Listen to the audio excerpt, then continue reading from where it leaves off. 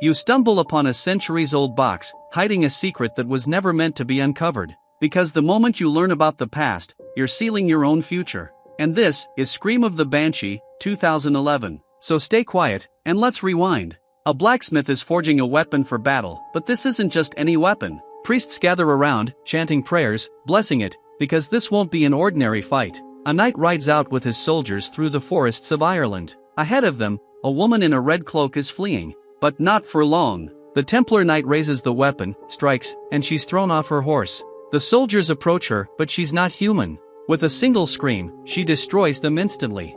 Now, the knight has only one choice. He uses a special shield that transforms into a box, and traps her head inside it, leaving a mystery behind. Now, fast forward to the present day. We meet Isla, a doctor of archaeology. She's carefully documenting a 400-year-old vase that's about to be shipped to a museum in London. Everything needs to be handled with extreme care. The next artifact? Just a simple-looking box. But to understand it better, she decides to take it to her lab. At the university, there's Pete, the security guard, who's always flirting with her, trying his luck in his own way. Yeah, boy. Back in the lab, her assistants Otto and Janie are excited about the new findings. Inside the box, they find an old metal glove. Otto immediately lights up. It reminds him of the games he used to play. Along with it, there's a document mentioning something called Section 3, but no one knows where that is. Then Shayla, Isla's daughter, shows up with her boyfriend. Isla barely pays attention to her, and Shayla clearly isn't happy about it. The tension builds, and the boyfriend decides to leave before things get worse. Isla asks Shayla to help Otto find this mysterious Section 3. They head down to the storage area, but there's nothing there. At least, that's what it seems. Then Shayla notices something odd. Behind a shelf, the wall looks damp, rotten. She breaks through it and reveals a hidden door. Isla hears the noise and rushes in, only to get mad at the mess, completely ignoring the fact that Shayla just discovered a secret room. Inside, there's only one item, a box labeled Duncan. They take it back to the lab. Inside that box, there's another box. They begin researching the symbols carved into it and realize it belongs to the Knights Templar from 12th century Ireland. But no one knows how it ended up there, or who tipped them off to find it hidden in the wall. Then, they hear it, a strange sound, like breathing, coming from inside the box. Most people would walk away. Not them. They realize the key to opening it matches the metal glove they found earlier. This could be a groundbreaking discovery, millions in funding for the university. So they set up cameras, and open the box. Inside, there's a head, a grotesque, horrifying creature. And somehow, it's perfectly preserved. Isla gets an important phone call and steps out, telling them to wait. But they keep staring at it. It looks like something straight out of a horror movie. And just like every bad decision ever, the mouth opens, and it screams. Janie drops the camera in shock. The scream is so loud, so piercing, their ears start bleeding. The head suddenly bursts into flames, and disappears. When Isla comes back, they have no idea how to explain what just happened. And now, they can't tell anyone. If they do, they could be sued for millions for losing the discovery. Meanwhile, Pete heard the scream even from far away. He rushes to the bathroom to clean his hearing aid. But he's not alone. Something is already there with him. And this time, there's no escaping it. Isla gets home, but her daughter isn't there. Turns out, Shayla's over at her boyfriend's place, and you already know what teenagers are usually up to. Meanwhile, Isla starts digging into the name Duncan. He was a former professor at the university, now retired. But he used to post on a personal blog, and the things he wrote? They weren't normal. He sounded like a messenger of the apocalypse, ranting about the madness of hearing those deadly screams. At the same time, Otto is at home, playing Free Fire, when suddenly, a deafening noise hits him. His ears start bleeding. Janie is in the bathtub, and she hears it too. But for her, it's worse. She feels it. Someone, or something, is inside her house. Later that night, Isla is at home when her window starts slamming violently, except there's no wind. She steps outside to check, and finds an old object lying on the ground. But before she can react, something lunges at her, stabbing into her stomach. She jolts awake. Back in her living room, it was a waking nightmare. Then Shayla shows up, wanting to talk, but Isla isn't in the mood. Like any teenager, Shayla snaps, accusing her mother of treating her this way because she blames her for her father's death. The next day, Isla returns to work. Something feels off. Janie says she had a terrible nightmare, and Isla shows a strange mark that appeared on her stomach. They go talk to Otto, but he brushes it off, saying nothing weird happened. According to him, he spent the whole night gaming. Now, they need answers. What is that box? And what exactly was inside it? Isla shows them an old video from Professor Duncan, but to them, he just sounds insane. Like someone who studied too much and lost his mind. So they head back to the storage area, looking for anything related to him. And right there, Pete's body. But somehow, they don't even notice it. The university keeps old records stored on paper. Digging through the files, they find Duncan's records, and that's when things get interesting. He didn't just retire. He was forced out. After assaulting one of his students, he made a deal, retire with honors, and never come back or face prison. But his address isn't there. Instead, they find the address of his assistant, someone who worked with him for 20 years. Isla tells them to go check it out while she stays behind to look into a few more things. Bad idea, because being alone never ends well. She finds Pete's body, and suddenly, he starts tearing his own face apart, transforming into that same creature. But then, nothing. It's gone. Just the body, lying there.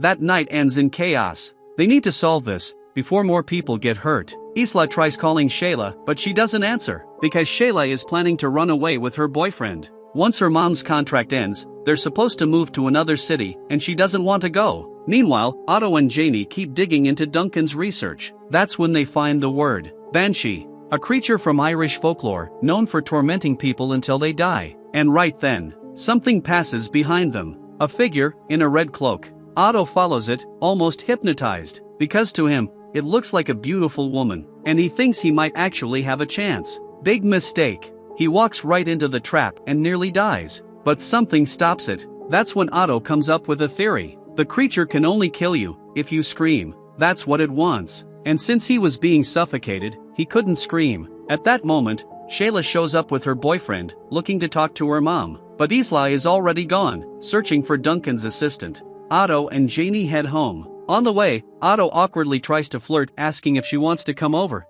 stay safe together until things calm down. Yeah, that old excuse. Doesn't work. But she finds it kind of cute, and kisses him, showing she's been paying attention all along. Meanwhile, Isla arrives at Samuel's house, Duncan's former assistant. The moment she mentions Duncan's name, he freezes, terrified. He doesn't want to talk about it. But when Isla says they opened the box, everything changes. That was his life's work. He needs to know what was inside, so he starts showing her everything he documented. That box? It was discovered in an excavation 15 years ago. No one ever figured out how to open it, and Samuel himself hid it. He was the only one who knew where it was, but he swears he didn't send the clues, and he didn't leave the key. At that exact moment, Janie is at home, and she hears footsteps. She hides and calls Otto, but there's a problem. Otto's phone is with Isla. She took it to show the recording of the box being opened. So no one answers, and just like that, Janie is found. She screams, and the creature forces her to tear her own face apart. Isla heads back to the university, and Samuel seems calm. But there's a problem. He heard the scream through the recording, which means he's cursed too. The Banshee starts messing with his mind, but unlike the others, Samuel knows how to fight it. The real problem? Isla shows up, and Otto is furious. People are dying, all because of that box. And now, he wants revenge. There's only one option left. They need to find Duncan. He's the only one who knows how to stop this. So they all gather in the lab, trying to figure out their next move. Meanwhile, Shayla is at home with her boyfriend, and things start getting a little heated. But suddenly, he sees her, not as herself, but as an old woman. Yeah, mood ruined.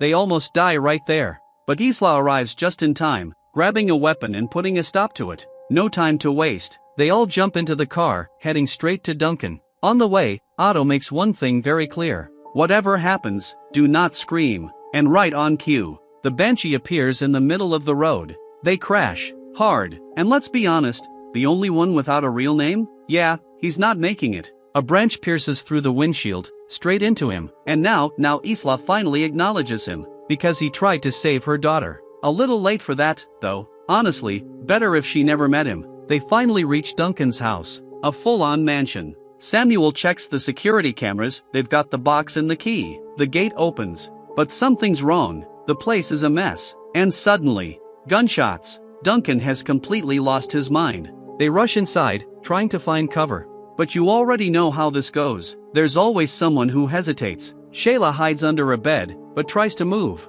and gets taken hostage. Now Isla is done playing. She's ready to end him. But killing him might not be the answer, because if they don't understand what's happening, they're all dead anyway. So instead, she makes him listen to the scream. Now he's cursed too, just like them. That's when Duncan finally breaks. He explains everything. The box has a mechanism, a trap, and to prove it, he activates it, right on Samuel's hand. In the chaos, Shayla manages to escape, but ends up alone. And then, her boyfriend shows up, broken, twisted, barely human, telling her he's going to take her with him.